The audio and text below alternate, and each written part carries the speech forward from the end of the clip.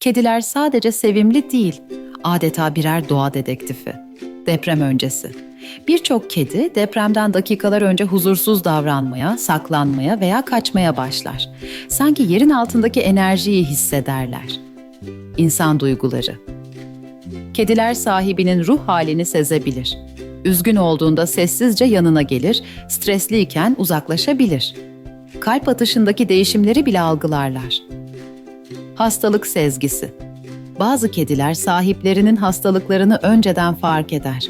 Özellikle kanser veya şeker hastalığı gibi durumlarda anormal kokuları hissedebilirler.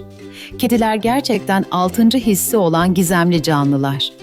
Onlar bazen sen fark etmeden her şeyi hisseder.